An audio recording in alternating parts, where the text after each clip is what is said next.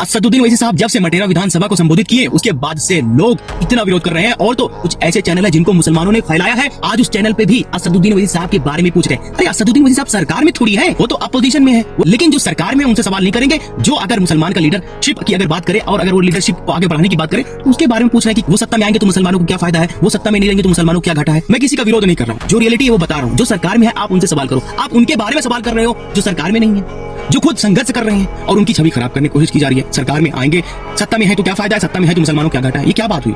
और बहुत सारे लोग कहते हैं कि असदुद्दीन ओवैसी साहब के इधर ईडी की जांच क्यों नहीं होती है। बस असदुद्दीन ओवैसी साहब ही है, ये बताइए। ममता दीदी के पास ईडी की जांच नहीं होती है, अखिलेश यादव जी के पास नहीं होती है, उसके बाद सोनिया गांधी जी के पास नहीं होती है, तो फिर असदुद्दीन ओवैसी साहब ये क्यों। आपको शायद याद होगा कि असदुद्दीन ओवैसी साहब के ऊपर गोली चली थी, एक मुस्लिम लीडरशिप की जो बात करें उसके ऊपर गोली चल रही है, बड़ी हैरत की बात है। और आप बोलते हो कि केस क्यों नहीं होता है। अरे भाई आप गूगल सर्च करो और जाके उस पे देखो 5 केस तो अभी आपको दिख जाएगी उनके ऊपर। भाई आज जो आप बेबस हो कि मेरे लिए कोई आवाज क्यों नहीं उठा रहा है। अरे आपके सामने खड़ा है फ्रंट में बंदा कि भाई मैं तुम्हारे लिए खड़ा हूँ, मैं तुम्हारी लीडरशिप हूँ, तुम्हारे लिए आवाज उठाने के तैयार हूँ, लेकिन नहीं, आप तो उसकी टांग खींच रहे हो। अरे आज के टाइम में हर समाज का एक अपना लीडर है, लेकिन आपको अपने समाज का लीडर नहीं, वो तो बी टीम है। अरे भाई जो इंसान आर्थिक स्थिति से मजबूत है, हर चीज से मजबूत है, उसका तुम टांग खींच रहे हो।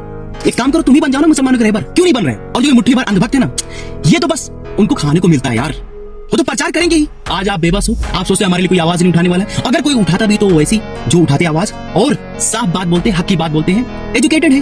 और कोई अगर बोलेगा सोचेगा यार हमको तो पता नहीं, हम बोल देंगे तो कहीं कुछ और मुंह से ना निकल जाए। खैर आप तमाम लोग अपनी एजुकेशन पे ध्यान दीजिए और हर फील्ड में अपनी हिस्सेदारी लीजिए। ये जो मुट्ठी भर लोग हैं इनको आप छोड़ दो, लेकिन एक लीडरशिप होना बहुत जरूरी है। जो रियलिटी मैं वो बता रहा हूँ आपको, क्योंकि हर समाज का अपना लीडर है। अब आप भी समझ सकते हैं। इनकलाब जिंदाबाद।